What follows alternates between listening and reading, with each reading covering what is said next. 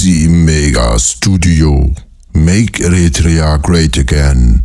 Like, subscribe and share. በተለመደው ፔስ የኢትዮጵያን ችግር መፍታት አይቻልም። በተለመደው ፔስ እኔ አንዳንዴ አያለው መንገድ ላይ ኤምባሲ ሲሄድ ከ3 ቀን በፊት የሄድኩበት መንገድ ተዘግቶ ይጠብቀኛል። ሌላ መንገድ ይከፈታል። በአራተኛው ቀን ስመለስ መንገዱ ያልቃል። ሶያ ፍጥነት እኔ ወደ ዝርዝሩ እንዴት ተፈጸመ ወደሚል አልገባም። እሱ ኢንቨንቶሪ ሲደረግ ይታያል። በአንድ ነገር እርግጠኛ መሆን ይቻላል። እልህ አለ። በጣም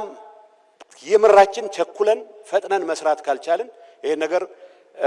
የረባ ደረጃ ላይ ልናደርሰው አንችልም የሚለው ነገር መውሰድ ተገቢ ነው። እተን ኤርትራ ኸጥቃ ዝተዳለዋ ናይ ውግእ መራኸብ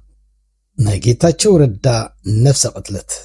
ከመይ ትኾኑ ዝኸበርኩም ተኸታተልትና እዚ ሜጋ ስቱዲዮ ላይክ ሰብስክራይብ ሼር ጌርኩም ክትተሓበሩ እናተላና ሕጂውን ድሮን ዘገርም ኮለላ ገይሩ ትዕዙና ቀሪብሎ ነፍሰ ቅትለትን ቀብርን ቮድካቸው ከዳቸው ንጀዋር መሐመድ ዘናዛፀረ ወፍርታት ፀረ መጥቃዕቲ ሓይሊ ቀላይ ሒዝካ ብዛዕባ ሓይሊ ባሕሪ ፈኸራ ምብትታን ብልጽግናን ህድማታትን ኣብ ውሽጢ ሃገራዊ ድሕነት ዘሎ ምፍራስ ዲሲፕሊን ክንደይ የሓስም ወደይ እዚ ጋዜጠኛ ሃብታሙ ሞት ጌታቸው ዘርዳእና ቀዲሙ ብኸብዱ ንዝወደቐ ከቢድ ይኽተልዕሎ ብፍላይ ብጋኒን ዝተወነነ ጋኒን 4 ኪሎ ተጋሩ ተጸሊሎም ሓፊሮም ተዋሪዶም ጌታቸው አሎ ኸይብሉ ሞት ዘመድ ኮይኖም ዓቢዶም እቲ አንቢቡ ተማሂሩ ትብሎ ንዓቕሞም ሕሳቡ ካብ ቀተሎ እቲ ምሁር ከመይ ፍለ ካብቲ ኣብዲ ደንቆሮ ናይ ድንክታት ድንኪልካ ዝገለጽካዮ ሎሚ ብናይ ሓሶት ቅብኣ ካበንገስካዮ ለካ ንስኻ ኢኻ ነርካ ናይ ድንክታት ድንኪ ብኸብድኻ ዝወደቕካ ናይ ጠይቅታት ጠይቂ እስከበሉ ዘውዓለና ኸውዕለና ባንከር ባስተሪ ወርዊና ዘለና ኣቐብል ንስከበላ በዓልቲ ማርቲሎ ዘዝረአኹ ኤዲት መስመር ኮይኑ ዝረአየን ዘሎ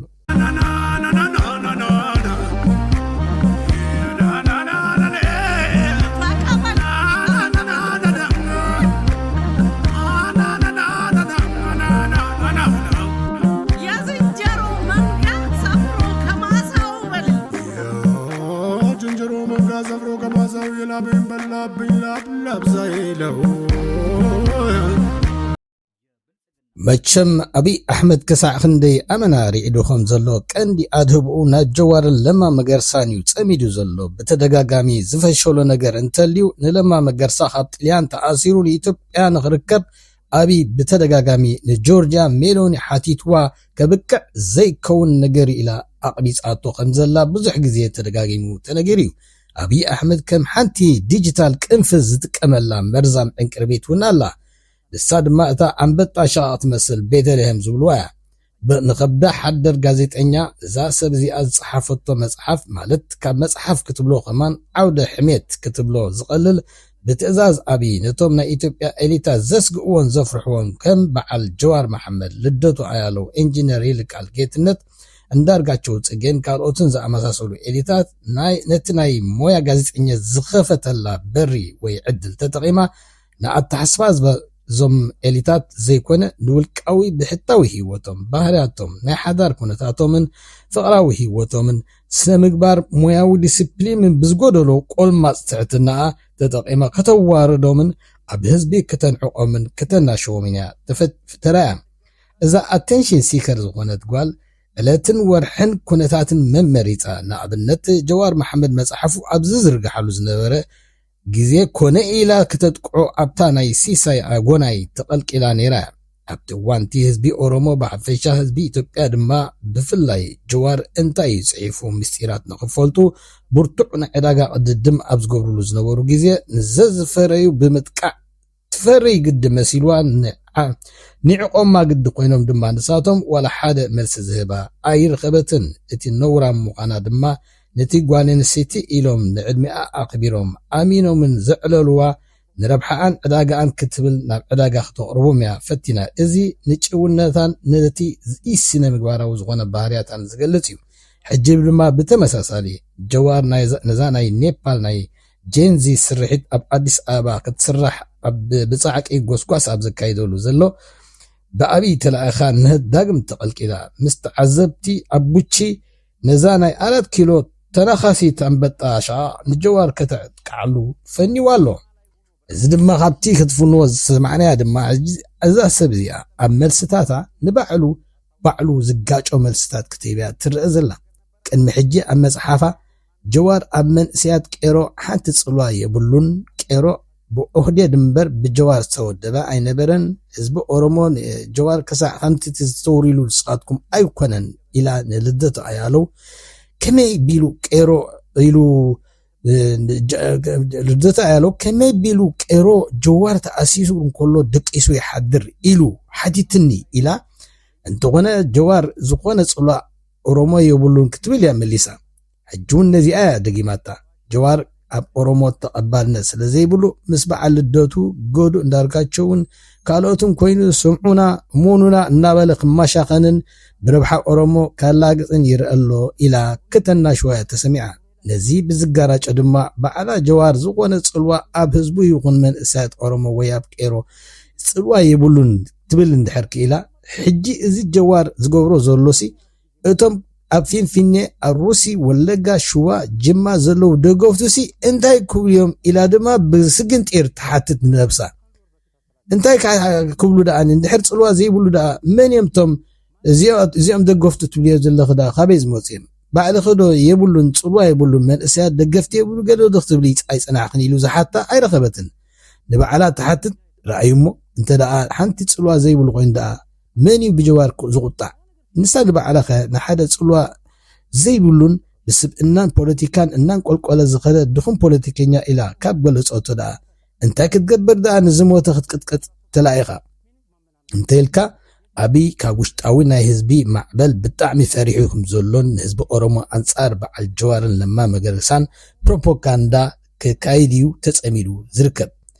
نبقى اي تزعبانا مسنسقر أبز سالسي إليتا تقارون أمحارون أمانا تسأليلو من عبيدو من بب ميلالاتهم دمان نبسق تلتاوز ودق الدرجة زنعق سبنت نايجيتا تشوردا بنعقات كواردوان كشفشفوان يرأيلو vodkaቸው ወላ እታ ቆንጣራውን ትቆል ስብእና ወይ ሕልና ናይ ንውር ሰብ መንፈስ ወይ ዲግኒቲ ዝበሃል ሰንስ ናይ ዲግኒቲ ዘይብሉ ነቲ ኩሉ ህዝቢ ኢትዮጵያን ኣህጉራዊ ማሕበረሰብ ዝነዓቐ ናይ ድንክታት ድንኪ ኢሉ ባዕሉ ንዝገለጹ ኣቢ ኣቱም ብዝብል ዝጸልአ ቃል ከወድሶ ተራእዩ ኣብ ታሪኽ ኢትዮጵያ ከም ጌታቸው ገይሩ ንኣቢ ድንክነቱን ዘቃልዕ ዕሊት ፈጺምካ ኣይትረክብን ጌታቸው ንኣቢን عقمي البونوتن نمغلا تطقمولا حركاتن قصلاتن زتنتنو زرزراتن زقالو ميستراتن بفصم وادز تقوق ترخبولو اي كالن انت غنا vodkaچو اتي كمقنين كله ززاربو انا ايكونكن بزسمع حج ززاربون ايتأتموني ايتأمونن كم زسمع بزوسلتنا بزحفرن زوارن سبنا نابي كمغوسن نبع جوار محمد دما باشمر كوغوطيني ترايزلو بعل ጋዜጠኛ ሀብታሙን ሰናፋት አይደውም በخبዱ ዝወደቀ ነብሱ ቅትለት ፈጸመን ከመይ ጌርካ ተልዕሎ ኣብ ዘሎ ቅበሮምበር ኩብልዮም ተሰሚዖም ልደቱ አያለውን ድሕሪ ሕጂ ጌታቸው ኣብ ፖለቲካዊ ስብእንኡ ነብሲ ቅትለት ዝፈጸመ ሰብ ብምዃኑ ስራሕ ክቅይር ጥራዩ ዘለዎ ወላ መምህር ኮይኑ ክነብር ዘለዎ ክብል ተዛሪቡ ነይሩ ብጻይ ተነስለስ ብጻይ ተፈነሞ እንታይ ዝፍጋዕ ሕልና ሞራር ኣለዎ ጋንግሪ ዝኾነ ስብእና ጋንግሪ ዝኾነ ሕልና ዝሞት ህዋሳት ወጊእ ከ ዘበራብር ኣይኮነን ያእኽሎዚ ኣድጊ ገልዓሎ ናብ ሳልሳይ ዛዕባና ክንሰግር ቅድሚ ሕጂ ፕሮፌሰር እስቄል ጋቢሳ ንሕና ቀላያት እምበር ባሕሪ የብልናን ስለ ዝኾነ ሓይሊ ቀላይ ክህልወና ይኽእል ወይ ሓይሊ ቀላይ ዝኾኑ ወታደራት በልሚና ይበሉና እምበር ባሕሪ ዘይብልና ከመይ ቢልና ሓይሊ ባሕሪ ሰራዊት የልወና ክብል ተገሪሙ ገሊጹ ነይሩ ሕጂ ድማ ሪር ኣድሚራል ክንዱ ገዙ ዝተባሃለ ኣዛዝ ሓይሊ ቀላይ ወይ ኣዛዝ ሓይሊ ባሕሪ ናይ ሕልሚ ሓይሊ ባሕሪ ማለት ኢትዮጵያ ናይ ውግእ መራኽብ ኣመሪቕና ኣለና ንኩሉ እንትታት ንውግእ ዝተዳለወ ዓቕሚ ሰብ ኣዳሊና ኣለና እዚ ዝሓኒፅናያ ዘለና ትካላት ሓይሊ ባሕሪ ወላን ኣብ ከባቢና ዘለዎ ሃገራት ከሰልጥን ዓቕምን ብቕዓትን ዘለዎ እዩ ኣብ ቢሾፍቲ ድማ ማዓስከሩ ክብል ዕጥን ክብል ተቐልቂሉሎ ናይ 30 ዓመታት ዘስተምም ተመክሮን ዝነበሩ ሓይሊ ባሕሪ ኢትዮጵያ ብተመክሮ ጥራይ ዘይኮነ ብትምህርትን ስልጠናን ብወታደራዊ ሳይንስን ብዲስፕሊንን ብብቑዕ ኣመራርሓን ዝፍለጥ ዝነበረ ዝና ዝነበረ ሓይሊ ባሕሪ ኢትዮጵያ جግና ውልዶ ሓይሊ ባሕሪ ኤርትራ ብኸመይ ዝበለ ተኣምር ኣብ ሓፂር ግዜ ከም ደምሰሶን ዝተረፈ ድማ እግራይ ኣውፅኒ ኢሉ ናብ የመንን ጅቡትን ባህሪሩ ከም ዝበታተን ታሪኽ ዝተወቀሱ ኣይመሰሉን እቲ ዕላማ ፍሉጥ እዩ ስነ ኣምራዊ ኩናት ከይንብሎ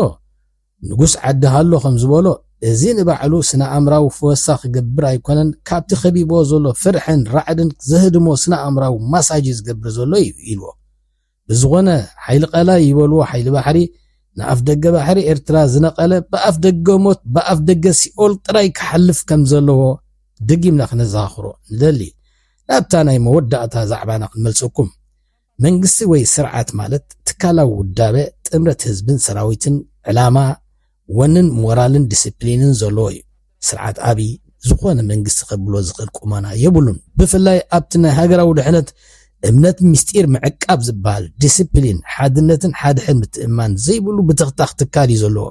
ስለዚ እዩ ኣብይ ዝተዛረቦስ ይትረፍ ዝሓሰቦ ምስጢራዊ ኢሉ ኣብ ዘካየዶ ኣኼባታት ላዕለዎ ጀነራላት ገና ገዙ ከይበፅሐን ከሎ እዩ ኣብ ማሕበራዊ ሚድያ ምስጢራቱ ተዘርጊሑን ተሰጢሑን ዝፀንሖ ዘሎ በዚ መሰረት ድማ ንኽፍሊ ፀጥታ ይኹን ጀነራል መኮንናቱ ከዲዕኩምኒ ካብዚ ምስጢር ይሕሊፍኩም እናሃብኩም ተዋርድን ኣለኹም ከመይ ጌርና መሳኹም ይስራሕ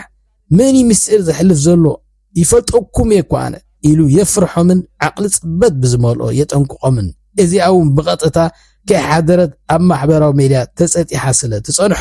ብጭንቀትን ራዕድን ተቐቢቡ ይርከብ ኣብዚ ሳልስቲ ድማ ሓደ ካብቶም ናይ ፖሊስ ኢንተርፖል ናይ ዓበይቲ ገበናት መርማርን ብዝለዓለ ሓላፍነት ዝሰርሕ ዝፀንሐን ንኣኼባ ኢሉ ንፈረንሳ ምስ ወፀ ሕጂ ንጀርመን ኢዱ ከም ዝሃበዩ ነቲ ኣብይ ኣሕመድን ትካላቱን ከም በዓል ተመስገን ጥሩነ ሲሳይ ቶላ ዓብዲ ጦፊቅ ካልኦትን ኣብቲ ሃገር ዝፈፀሙ ዘስካሕክሕ ገበናት ከቃልዖም ምዃኑ ይግለጽ ኣሎ ኣብዚ ሓለፈ ከም ዝገለጽናዮ ሎሚ ኣብ ሰበስልጣናት ብልጽግና ዝሓስካ ሒስካ ህድማያ ኮይና ዘላ ብዙሓት ካብ ቁልፊ ሓለፍቲ ክሃድሙን ካብ ሓላፍነቶም ዝወርዱን ብቀልባዕ ድማ ሓደ ድሕሪ ሓደ ንህድማ ፓስፖርት ወይ ዕድላት ከናዲንዮም ዝረኣዩ ዘለዉ ብክሊኒካዊ መገዲ ኣገላልጻ ድማ ኣብይ መንግስቲ ዝበሃል የብሉን ፈሪስዩ ካብ ምስጢር ምቅላዕን ምፍራስ ዲሲፕሊንን ስርዓት ኣልቦትን ስርዓት ኣልቦነትን ንላዕሊ መግለፂ ውዱቕ ሃገር ውዱቕ ስርዓት የለን ናብ ኩሉ ንኽባፃሕ ሼር ሳብስክራይብን ላይክን ግበሩ እናበልና ሜጋ ስቱዲዮ እዚ ወዳሕንኩም አብይ አህመድ እነዚህ አረሞች ይላል ማን አረም እንደሆነ ይታያል አብይ ነው አረም እዚች ሀገር ላይ በቀለ አረም አብይ ነው አብይ አህመድ ድንክ ነው የፖለቲካ ድንክ የሁሉም ነገር ድንክ ነው አብይ አህመድ ኖርማሊ ጤነኛ ሀገር ቢሆን ኖሮ ወይ ጸበል ወይ ያምሮ ህክምና ሆስፒታል መግባት የነበረበት ሰው ይሄ ሰውዬ እሱ እናቱ በ7 አመቱ ነገረችኝ የሚለው ነግራው ይሁን አይሁን ነግረውት ይሁን አይሁን አላቅም ግን ህልም የሚያደናቅፈው ሌላ ሰው መስሎ አይታየው ህዋት ማለት የትግራይ ህዝብ ነው የሚያደናቅፈው በአካል የነገረን ነው ነግረሽ አብይ ከሚመራው መንግስት ጋር መቀመጥ በምንም መልኩ ለምንም ዓላማ መቀመጥ ነውር ከነውር በላይ ነውር ነው አብይ ያመራር ዘይቤው ፈረንጆች ሞደስ ኦፕራንዳ የሚሉት አብይ የሚመራበት ዘይቤ ማደናገር ነው አብይ ምን ማለት ሰብስታንስ የለው ከትምርት ማስረጃው ጀምሮ በማደናገር ላይ ተመሰረተ ነው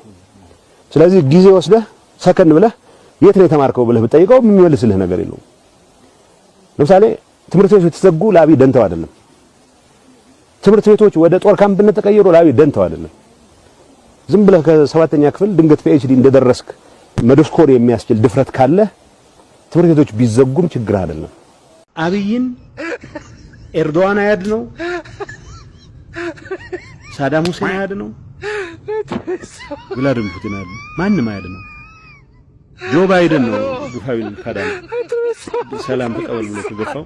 ተሰፈቀለ ያድ ነው ድሮን የሚባለው ጨዋታ ሰው ጎዳ ማለት አይደለም ሰው ጎዳ ለመጉዳት ፍላጎት እስካለ ድረስ ሰው ጎዳ በ40 አመት እድሜው ግለ ታሪክ ጽፎ አገር አስተምራለሁ ያለ ብዙ መጽሐፍ የሚሸጥበት አገር ውስጥ ነው ያለው ስለዚህ ጠቅላይ ሚኒስትር እንኳን ግለ ታሪኮን አልጻፉ እንኳን ሌላ ነገር ጻፉ።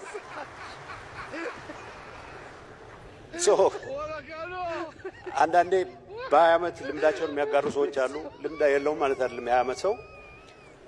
ሳይክል አወዳደቅ ልምድም ልታስተምር ትችላለህ። ግን